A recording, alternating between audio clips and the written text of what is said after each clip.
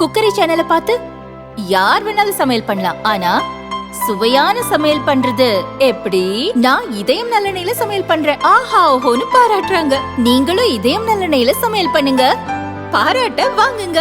தினம் தோறும் வாங்குவே இதயம் இதயம். தமிழகத்தில் மெட்ரோ ரயில் 2ஆம் கட்ட பணிகள் 3 வழித்தடங்களில் நடந்து வருகின்றன. இதற்கு 63,246 கோடி ரூபாய் தேவை.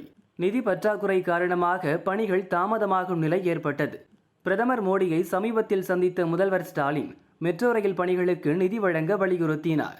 7,425 கோடியை மத்திய அரசின் பங்களிப்பாக வழங்க மத்திய அமைச்சரவை ஒப்புதல் அளித்துள்ளது.